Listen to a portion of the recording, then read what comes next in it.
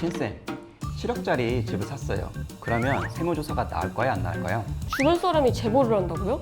포상금이 무려 최대 40억 원인 탈세 제보예요. 신쌤, 7억짜리 집을 샀어요. 그러면 세무조사가 나을까요, 안 나을까요? 에이, 대표님, 그 7억짜리 아파트 샀다고 세무조사가 나오겠어요? 아니요, 이젠 나올 수도 있어요. 왜냐하면 국세청이 직접 다 찾아내서 조사하는 것이 아니라 주변 사람이 제보해서 시작되는 조사도 점점 많아질 수 있기 때문에 7억이어도 이제는 나올 수도 있어요. 주변 사람이 제보를 한다고요? 네, 더 무서운 건 그냥 제보가 아니에요. 포상금이 무려 최대 40억 원인 탈세 제보예요. 40억이요? 이건 거의 의심되면 말해봐. 이게 아니고 그 적극적으로 제보하라는 강력한 메시지네요. 정확해요. 그래서 오늘은 앞으로 세무조사가 많아질 수밖에 없는 이유를 주제로 설명해 볼까 해요. 이유는 세 가지인데, 첫째, 국세청 탈세 제보 포상금 제도. 둘째, 부동산 탈세 신고센터 운영. 셋째, 국세청이 실제 제보를 조사로 연결할 수 있는 시스템. 이렇게 세 가지 이유 때문에 세무조사는 점점 더 많아질 수밖에 없습니다. 그런데 그 세무조사가 많아진다는 건 원래도 자주 나오던 얘기잖아요. 왜 이번에 특별히 더 많아질 거라고 보시는 거예요? 이전에는 세무조사를 생각할 때 국세청이 자료를 보고 이상하면 세무조사하겠지 라는 인식이 강했어요. 즉, 과세관청이 먼저 포착하는 구조였죠. 그런데 이제는 국세청이 직접 찾는 것에 더해서 외부 제보가 계속 유입되는 구조가 된 겁니다. 그러니까 조사 대상이 자연적으로 늘어나는 구조가 됐다는 거네요. 네, 맞아요. 국세청은 2026년 4월 9일 보도자료에서 부동산 탈세는 부모 자녀 간의 거래처럼 사적 영역에서 은밀하게 이루어져서 외부 포착이 어렵고 세무 전문가의 조력을 받아 점점 진흥화되고 있다고 밝혔어요.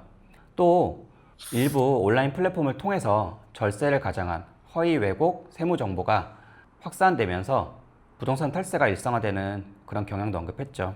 그래서 과세 당국의 노력만으로는 적발의 한계가 있고 국민의 자발적인 제보가 중요하다고 하면서 이렇게 탈세 제보를 적극적으로 받겠다는 겁니다.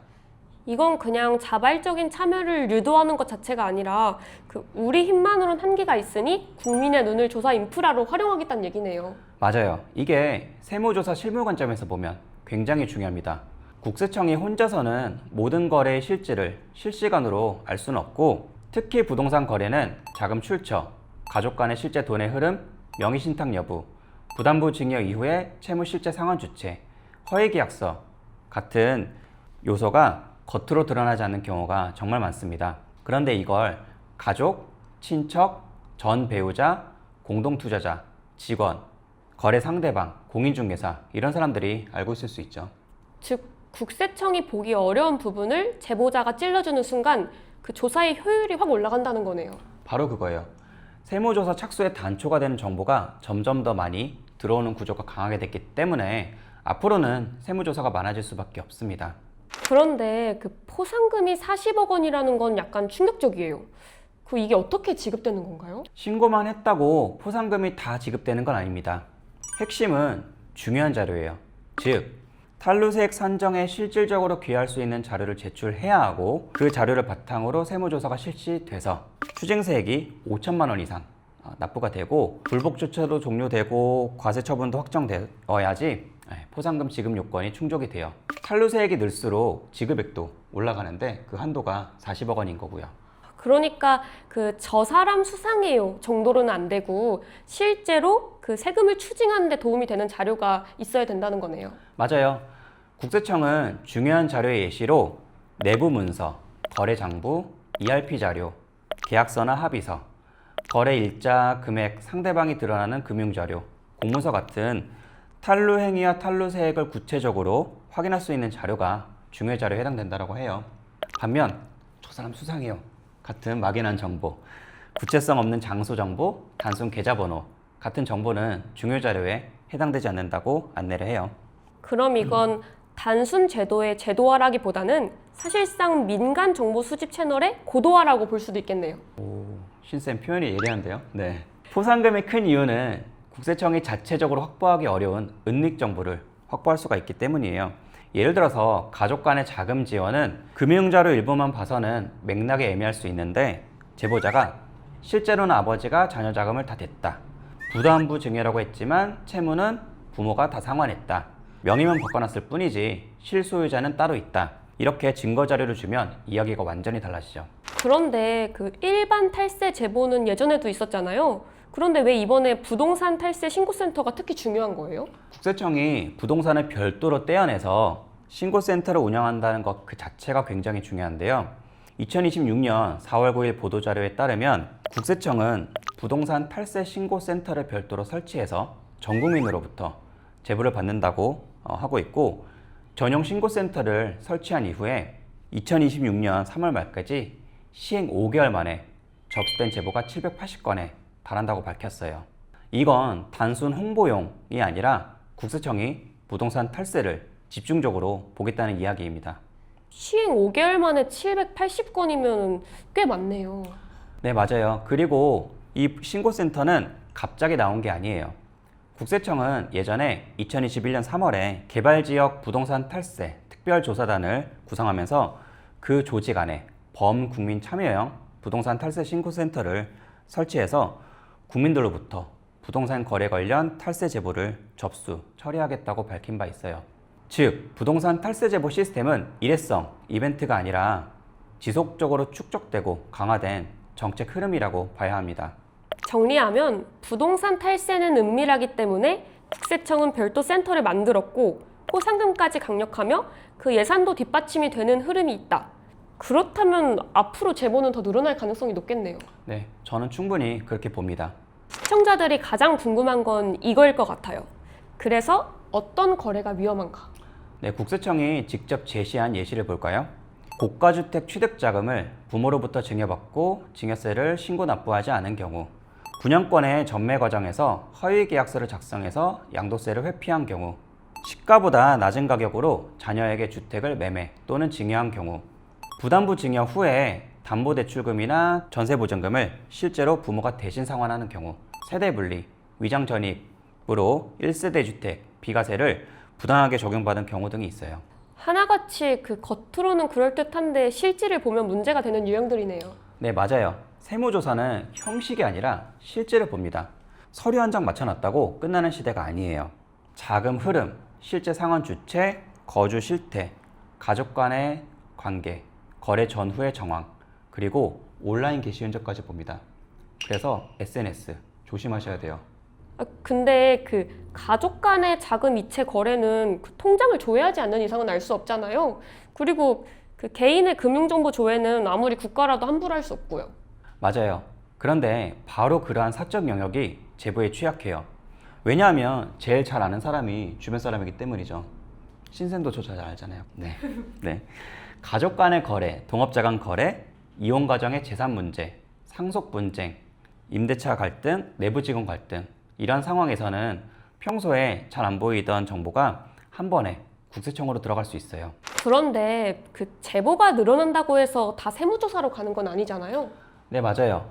국세청도 제보만 들어왔다고 무조건 세무조사에 착수하진 않습니다. 하지만 중요한 건 제보가 들어오면 그 내용을 국세청이 자체 보유한 과세자료에 연계해서 분석한다는 점이에요.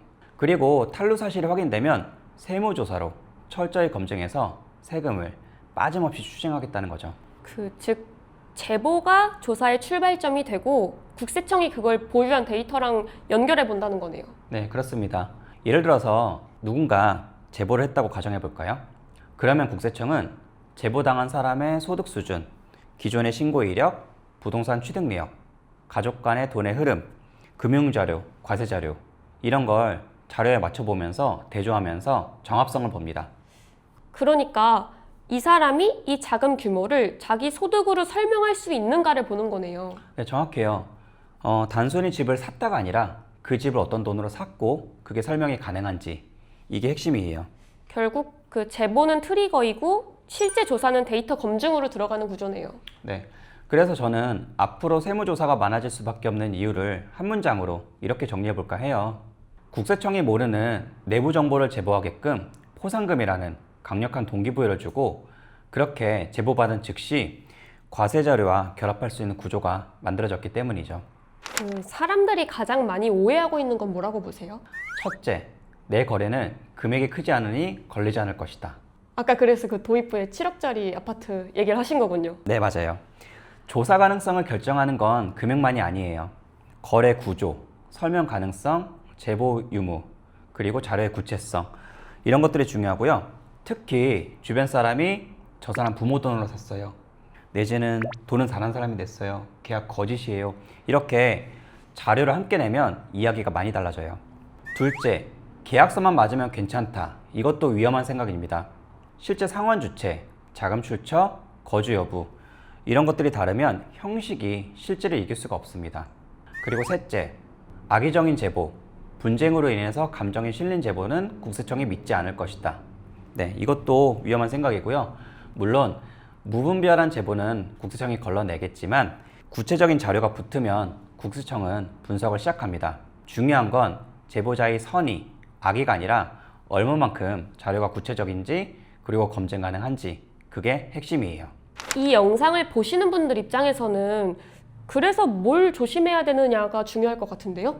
네, 저는 세 가지를 말씀드리고 싶어요. 첫째, 자금 출처를 입증할 수 있어야 해요.